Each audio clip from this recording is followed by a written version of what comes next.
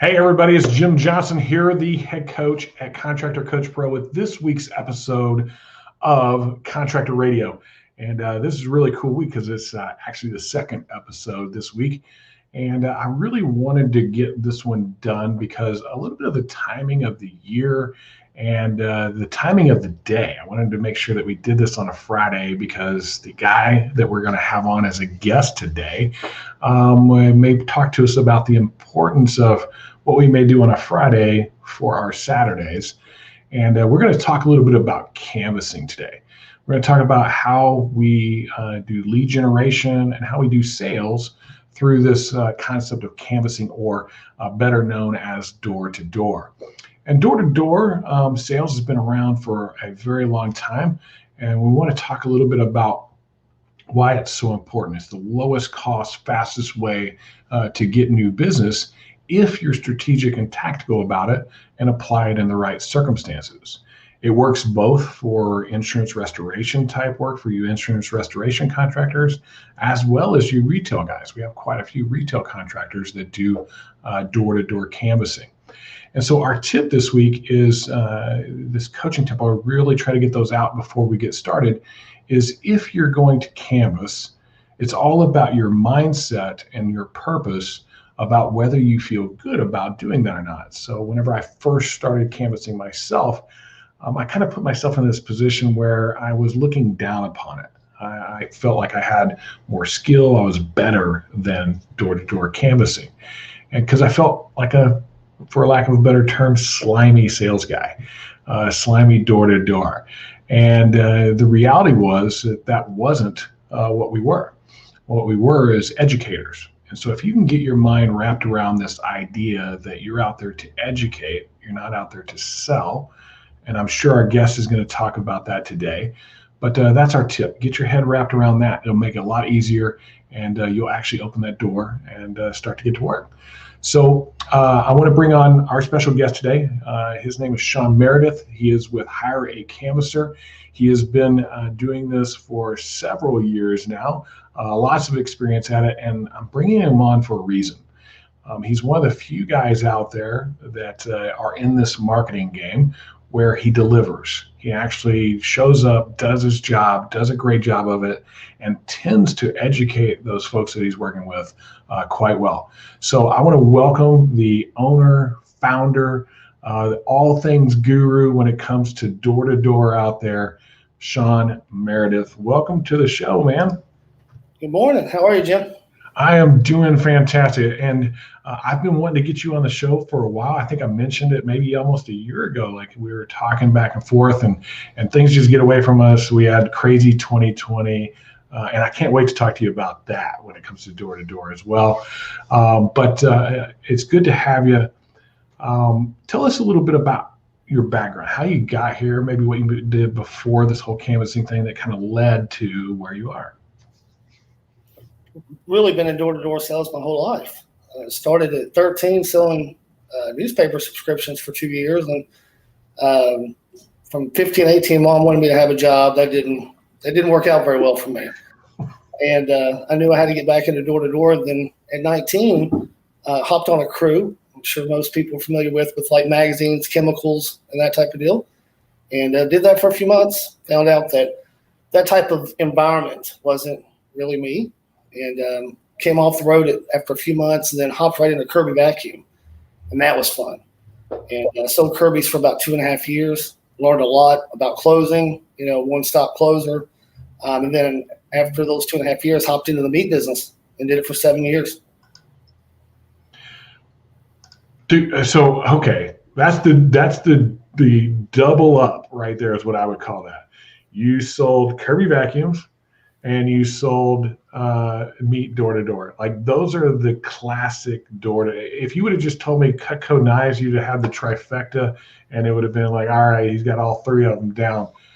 What, during your time at Kirby, what were some of the things that you learned from that has helped you with what you're doing today?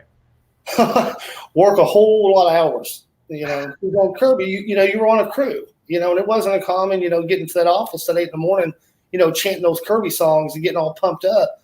till next thing you know, a lot of times with our crew, we would be 2 hours away, door knocking all day. And do as many demos as possible in closing.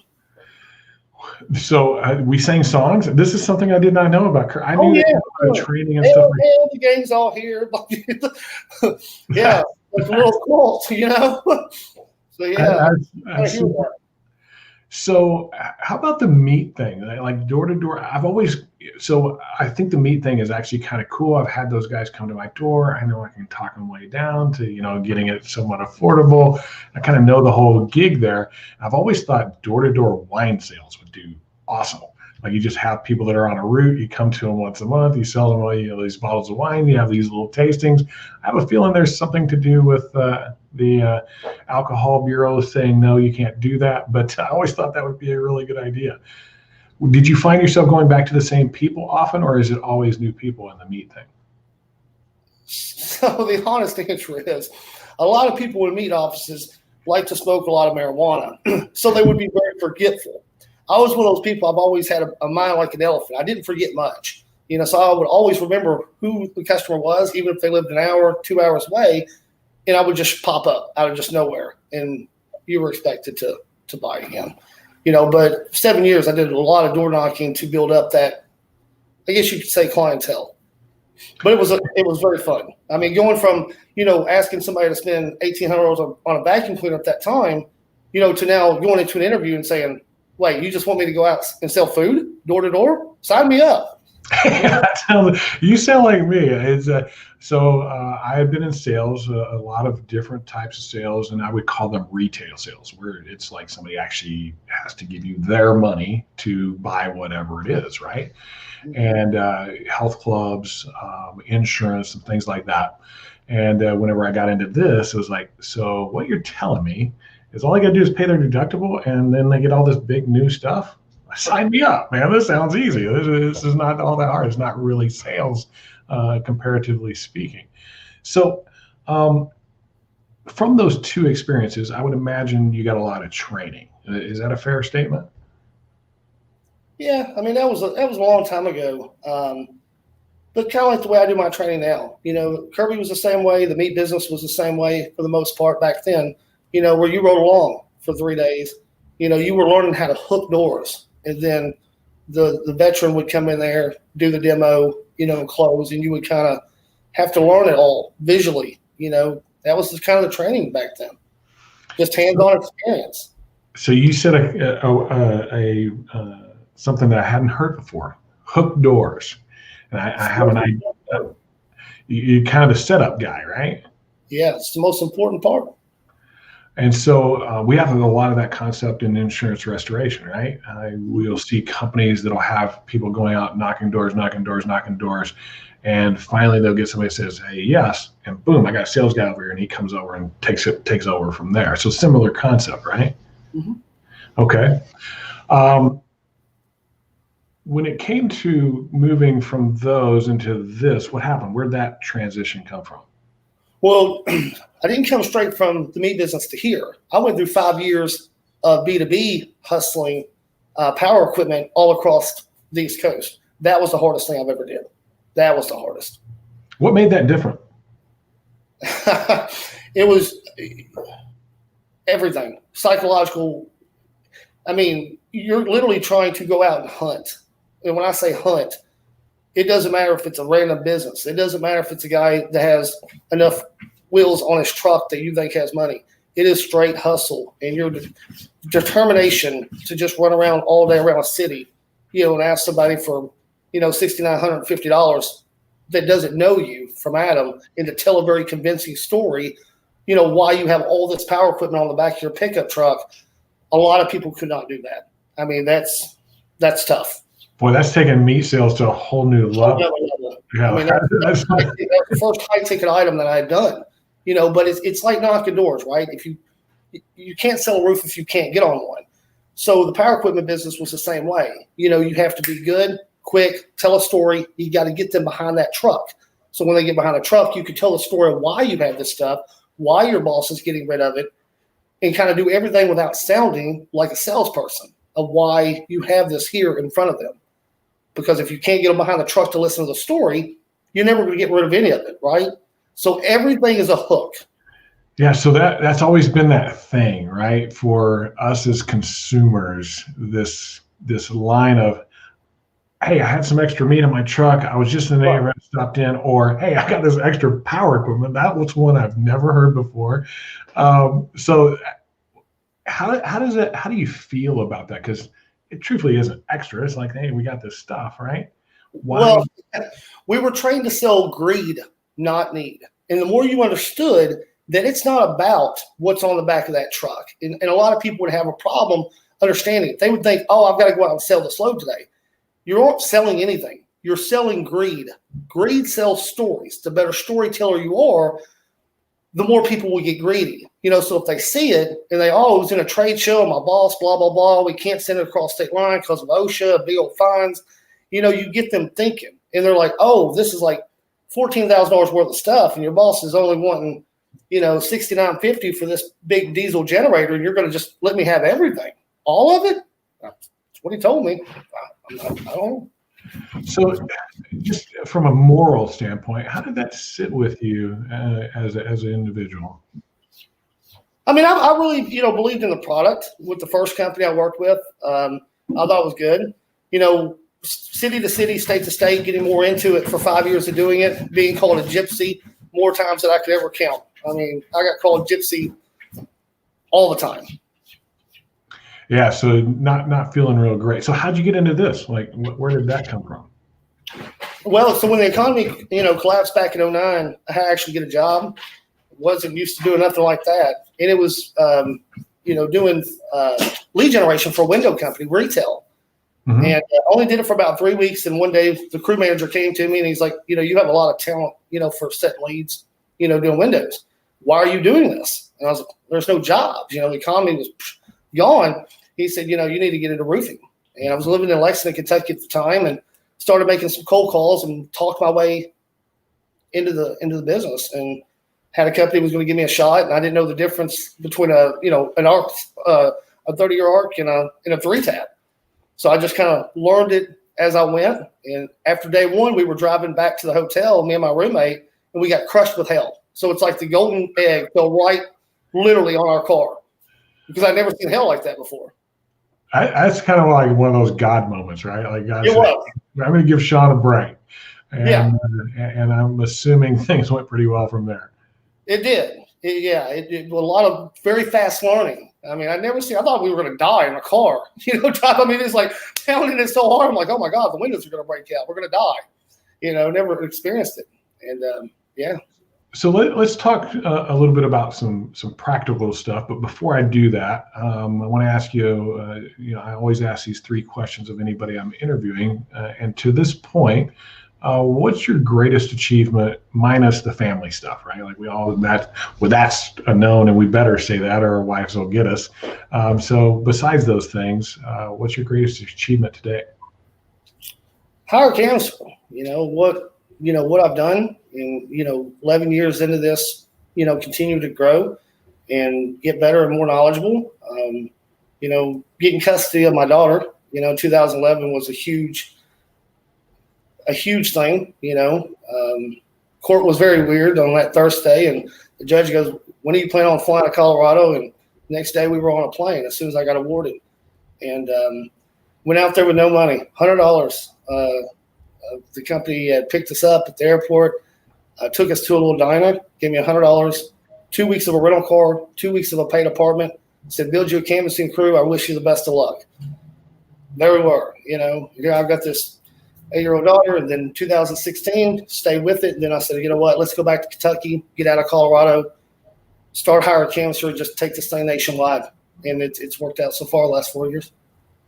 Yeah, you've done an amazing job with it, and what a story, right? Like you fought for custody for your daughter, you were able to make that happen, and you were on a plane the next day, had $100 in a rental car for 2 weeks. Like, wow, what is that? Talk about being, maybe at a very low point in your life, and digging your way out of it to the point where you are now with this Hire a Canvasser company and sending canvassers and teams all over the place, helping contractors generate more leads, generate more revenue. And you do some pretty cool stuff whenever you do that, because you actually will take the time to maybe train some of their people and let them tag along with you. Is that a fair assessment?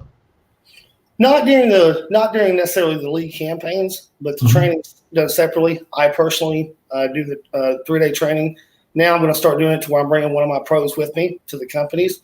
Sometimes I get requests where companies can have, 5 or 6 people, and that's just too many for me personally to be able to work with, because I'm not that guy that's wanting to come in and do a 3-hour motivational speech in your office. My training is, you're going to see it, in front of your own eyes.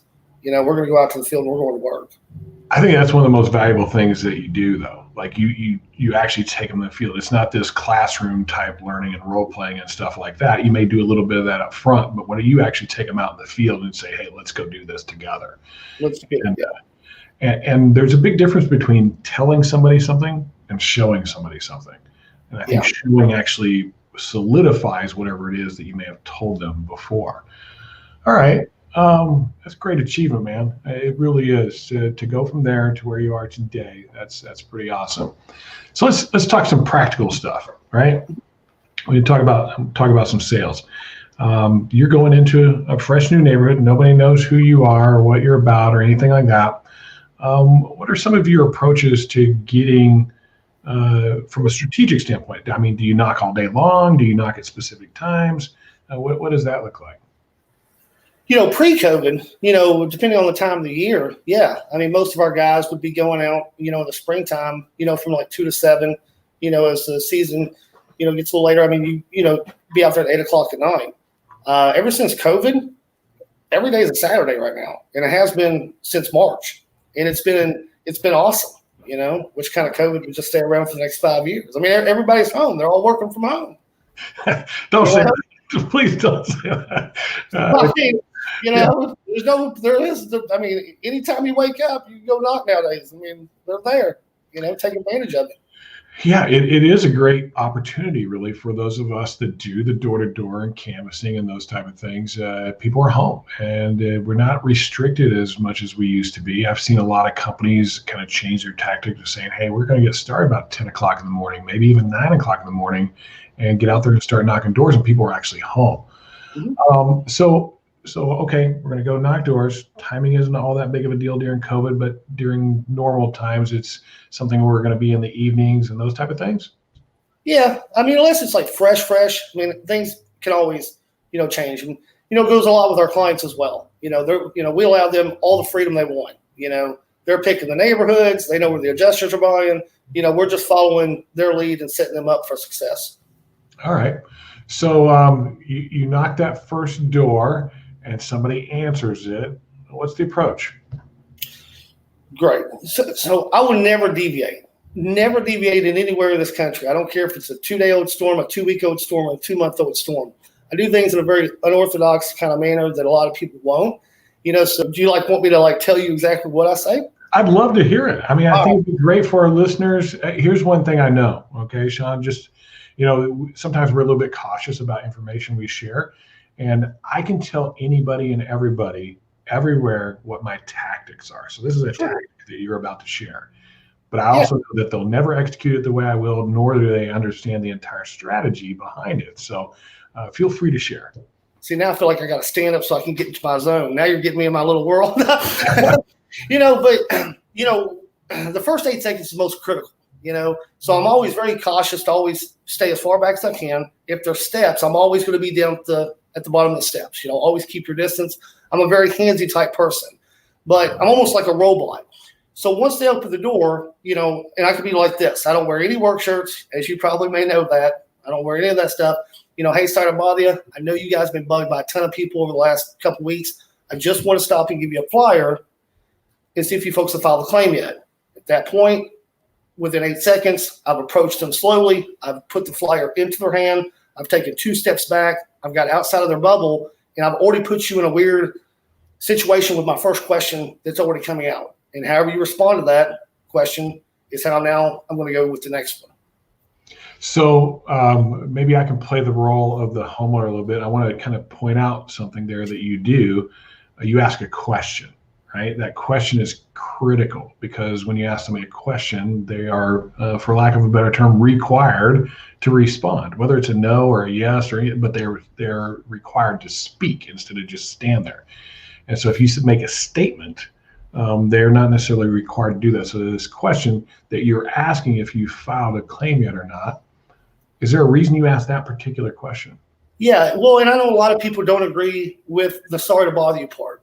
There's a reason I do that is because a lot of times we can be working in very, very competitive markets. Sometimes a homeowner will say things unconsciously to me without thinking about it. So when I lead into it, hey, sorry to bother you. I know you've been bugged by a lot of people the last, X amount of time. I can get that response out of them. And if they say, well, yeah, you're the 20th person that's been here, I'm going to attack that type of situation right then. So when you say you're going to, I know what I say to that question. My normal response is, thank God you waited. That is so great. I'm so glad you didn't get confused by one of those other guys out there. Let me explain a little bit more about what's going on. And now usually I'll ask a question. Is that similar? Yeah, if they go that route, if they say, I'm really sick and tired of you, because then I can sit there and go, I know, I totally understand it. The circus came to your town. Nobody enjoys getting that doorbell ringing every minute. Let me ask you this while I'm here. Which one of the companies did you sign up with that's working in the neighborhood? I'm just curious because I'm actually friends with most all of them. So I've taken what they've said, I've now addressed it, and I've spun it back again to now asking you another question on that. Because now if you come back and say, well, we haven't done anything, now I have to question you because that doesn't make sense to me. Because no one enjoys telling, you've already acknowledged that I'm the 15th person there. You've already told me, I've asked a question, you haven't made a commitment, you haven't signed up.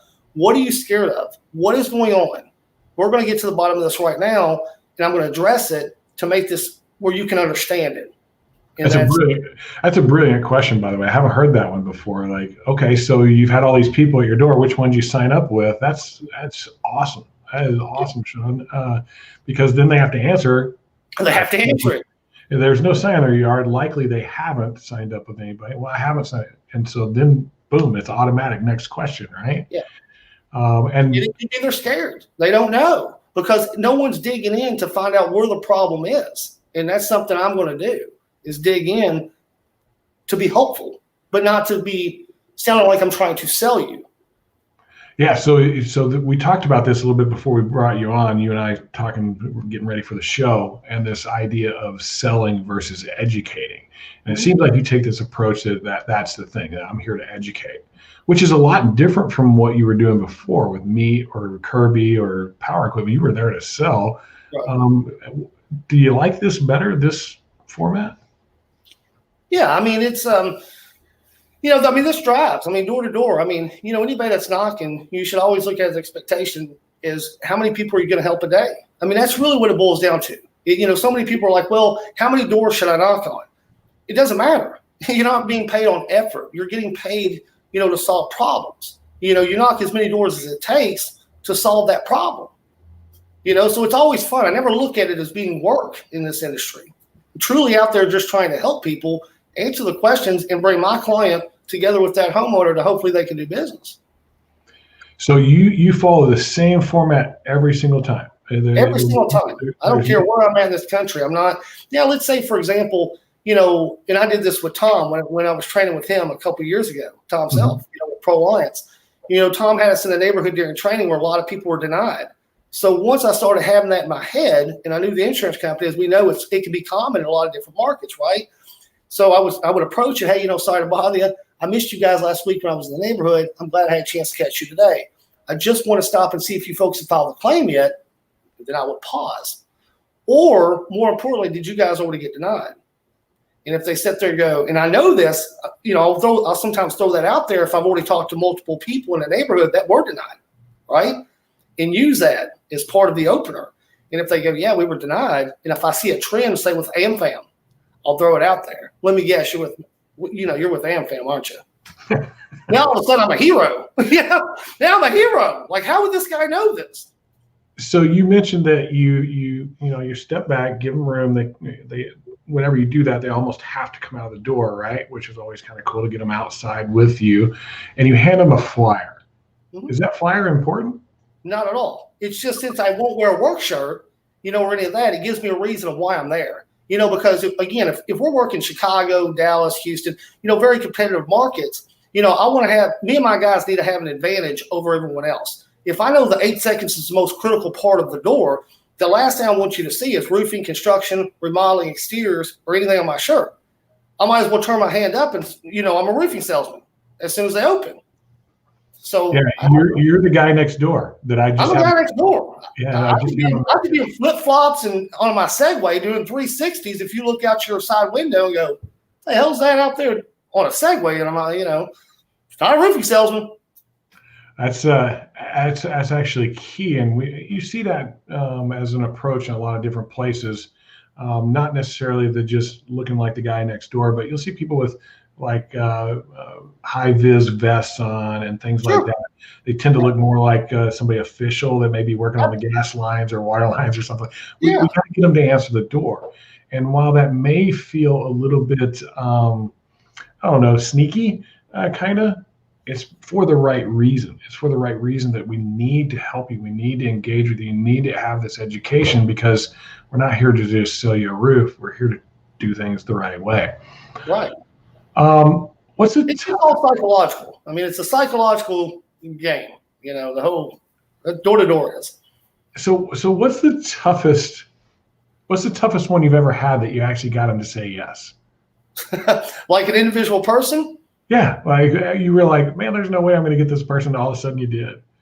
It would probably be this guy in 2014 when I lived in Denver, and he was having a really off day apparently, and it was an old 3-tab, and the area had been pretty good, and this guy would not talk to no one, just old grumpy, dude coming outside beating on his chest, and I go through it, and I do this with a lot of homeowners now. And he's like, we don't have any damage and this and that. And I said, yeah, not enough damage. You guys come through here every day. I've already been up there and I've already checked it out and there's no damage. So I decided to put him on the spot. And that's the first time I started using this. And I said, okay, when you were up there, how many hits did you find? And it paused him. And at that point, I looked dead in his eyes. I said, look, man, I said, you and I both know that you have no clue whatsoever what you're looking for of how many hits there that the insurance company is looking for to get this paid. Today, we're going to get this done. We're going to hop up there, take some pictures, come back down and let you know where you stand, whether there is enough damage, whether there's not enough damage, but we're going to hop up there and look at it. And he agreed to that. A week goes by, the salesperson texts Cammy and says, hey, just to let you know, we just got the asshole bought.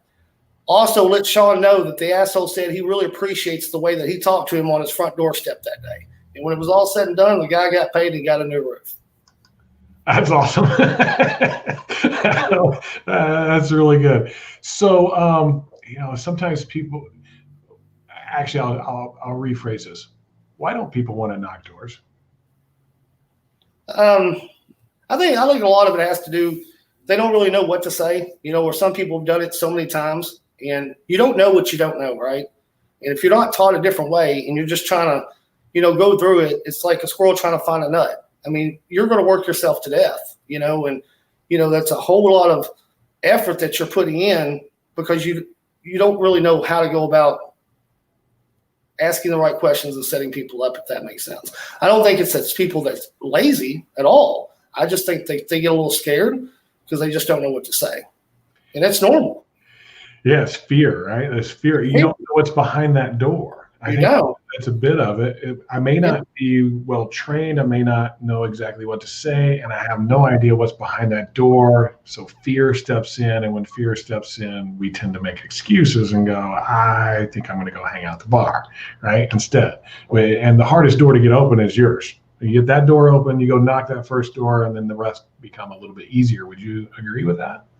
Yeah, absolutely. Even with training, I joked around, just laughing, and I'm like, don't be the sales guy, in the summertime in the spring that's riding around, with the window up, blasting the air conditioner, listening to Hank Williams Jr., and then doing that all day long and going back home and telling your wife that night, boy, that sure was a tough day. No, it wasn't. you spent more time driving around than you did anything, getting comfortable with that air conditioning on.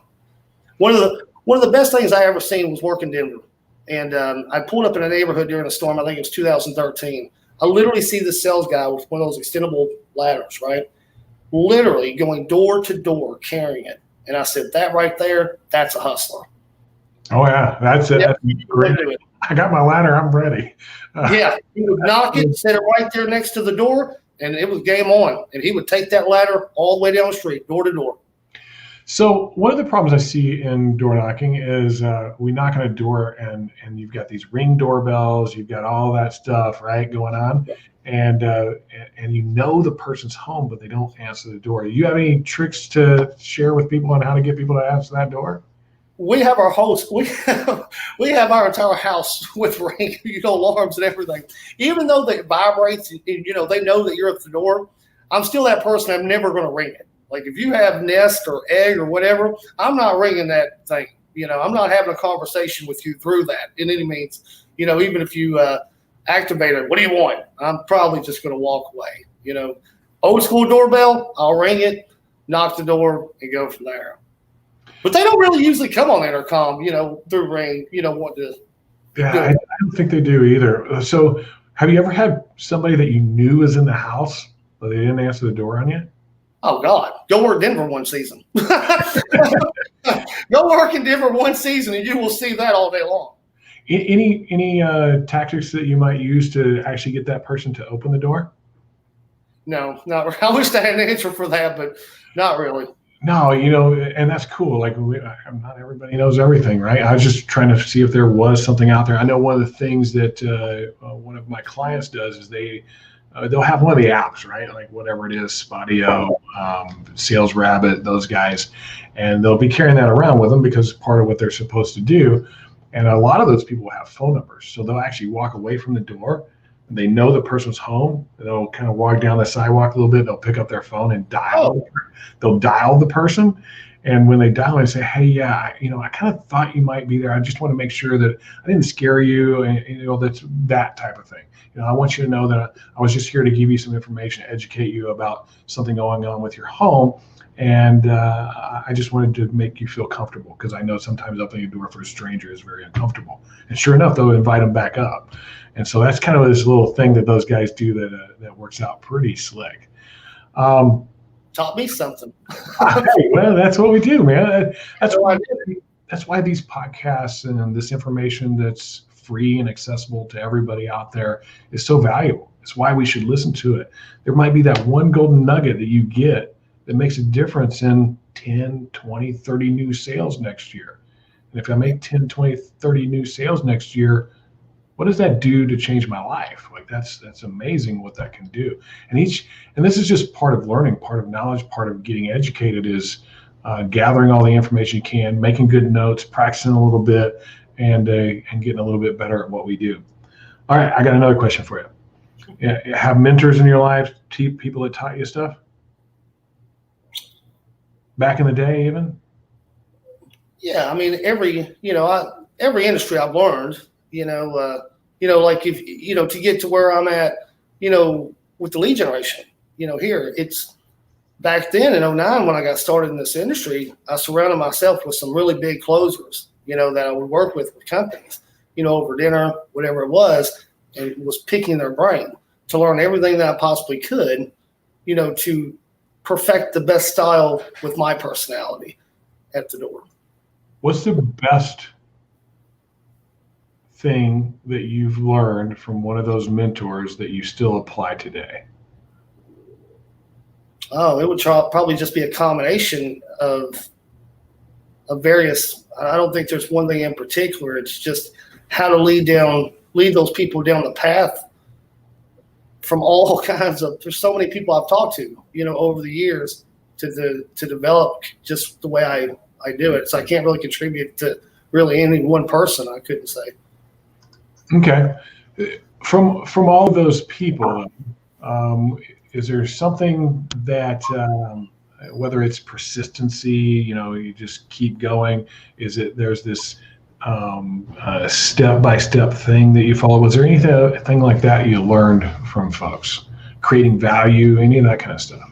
Yeah, I mean, the value definitely. Most importantly was understanding what all happens. To be able to talk to a person at the door that may have a 9-to-5 job, whether they've been through it or whether they haven't been through it, for me to be able to earn their trust and to, explain how that process works. That, if they haven't, filed a claim, or even if they have, is how important it is to have a contractor there on the property at the time of the adjustment, and setting them up to know what's expected the entire time from front end to back. That some people probably don't go that deep into a conversation at a door, but I certainly do. So one of the things I see a lot out there in this industry is this concept of how fast can I do it? Like how fast can I go from knocking on a door to getting somebody signed? And normally when I see that type of thing, the closing percentages come down a little bit because they don't spend enough time educating, providing value, and that. Would you agree with that? And yeah, tips on that? Yeah. So I mean, it's fresh storm hits, right? You're running around the neighborhood like a chicken head cut off. And you're hopping roofs here, just sign. And then you wonder, there's obviously going to be other salespeople that's out there. Everybody's in it. They're going to cut each other's throat, whatever the case is. The next thing you know, homeowners are calling you up and they're canceling. And the reason they're canceling is because that value, that expectation, that trust, the rapport, everything wasn't there. And that's why you're losing deals, 100%. Yeah, I think it's the difference is that guy, whoever got it from you, provided it. They gave it. And I'm a huge believer, and I tell people this, even on the phone, I am there to interview you. I'm not there for you to interview me. That's a mindset to have when you're knocking doors. Well, I'm here to interview you. You're not here to interview me today. No,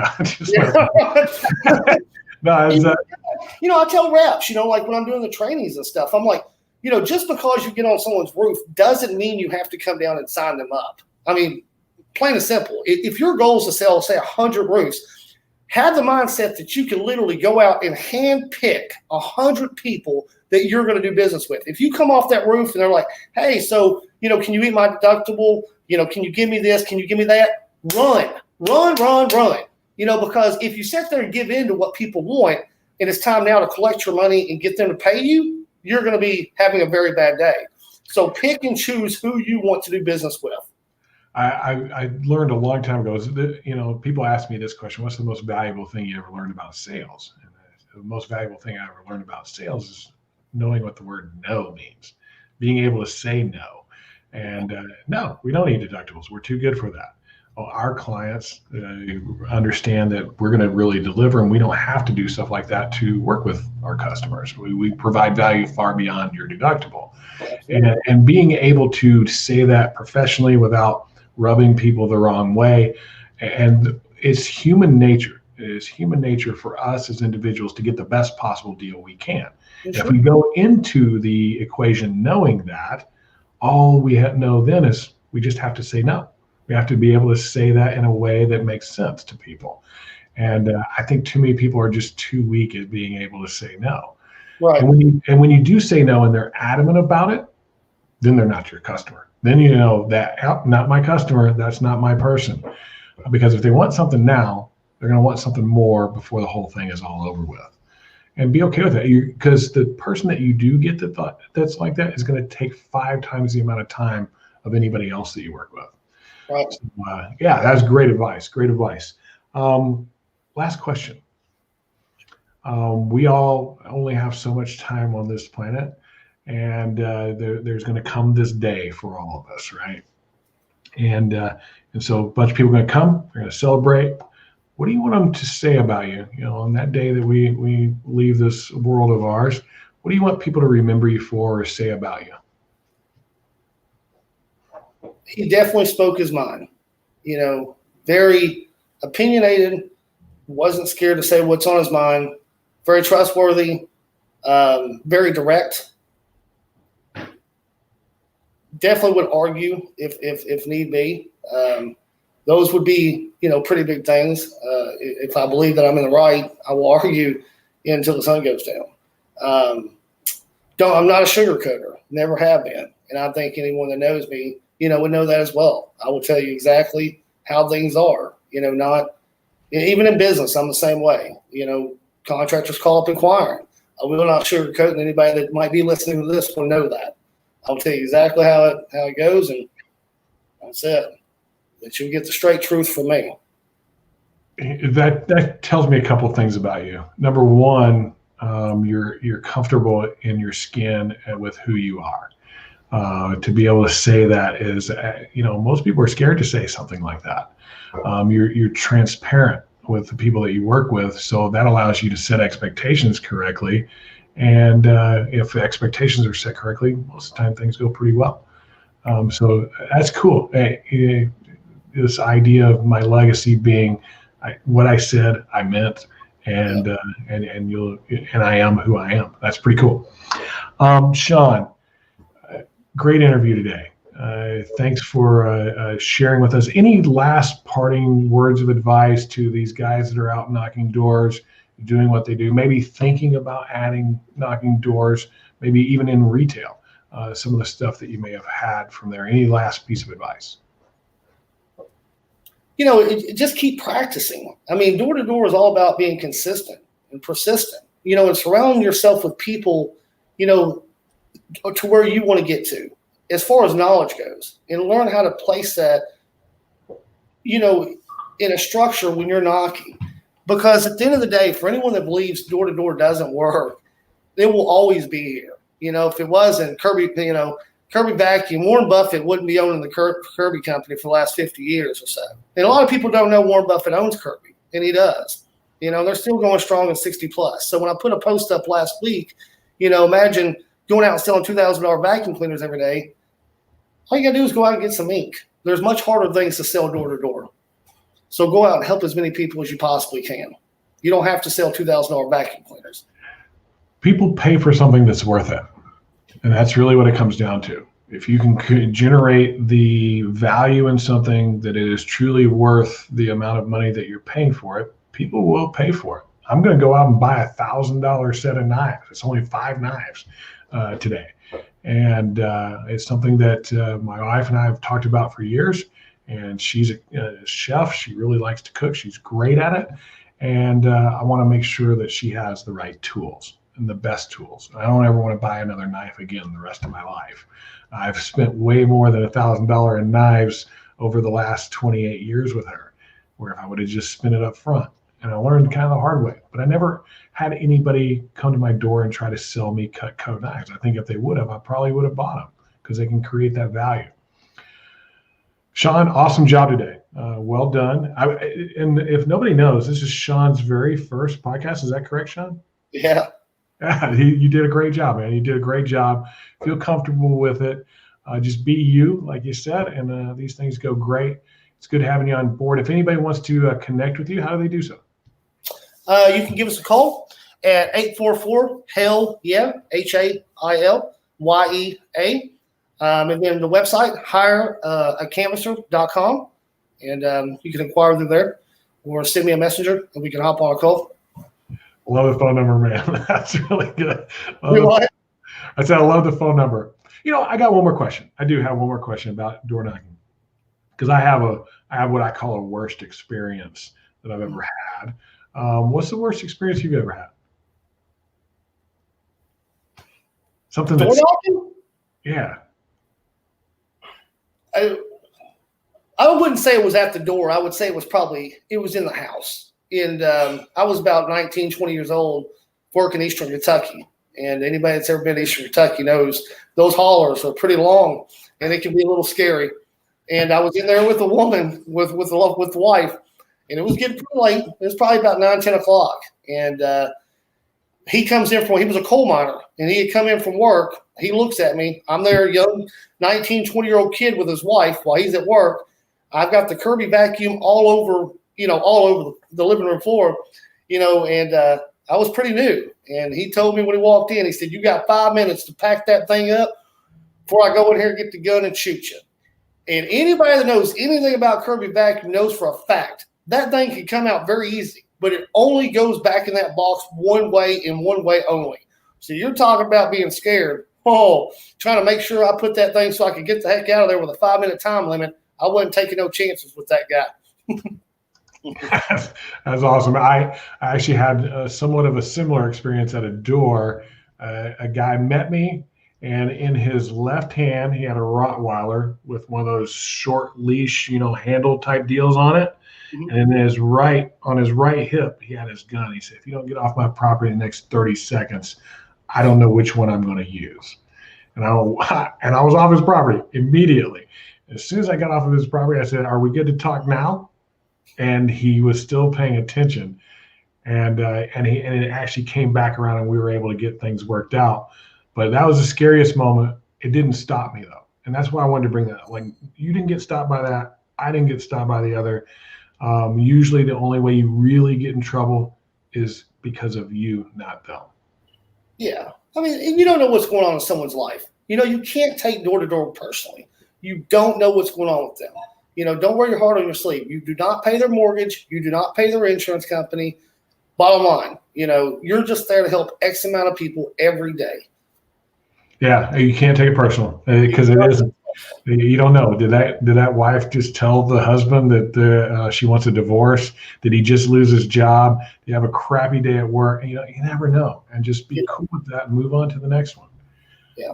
Shawn, great job. Thanks for being here today. If people want to get a hold of you, that's hireacanvasser.com and then 844 Hell Yeah. Hell yeah. All right. I stole that when the 844 area code or whatever came out back in 2013. Yep. And as soon as it came out that day, I went in there and snatched it up. I'm like, I want 844. Hell yeah. Nice. That's really good. And people can connect with you on Facebook. All they got to do is look up Shawn Meredith, Meredith, and look for Hire a Canvasser, and you can find him that way. Thanks for being on the show today. I'm sure we'll talk to you again in the future. Thanks, Jim. I appreciate you having me. Hey, no problem. All right, everybody. That is today's episode of Contractor Radio. I hope you learned something today. I hope you learned a few things. And so I want to kind of wrap this up into a neat little bow. Number one is educate yourself. Go learn from some of the best. Be willing to invest either time or money to go and find those people that are great at what they do and go follow them, go listen to them, go learn from them. And then thing number two, practice. That was one of the last things he said was making sure you have time to practice and making sure you get better at it. Some of the ways we do that and would suggest to do that is practice on your own first. But one of the keys to that practice is to make sure you practice out loud, whether it's in front of a mirror, in front of a video camera, with your dog, your wife, whoever it may be. Get those words out of your mouth out loud. You'll get more comfortable with them. You'll get more confident with them. And your approach at the door when it really matters will get better.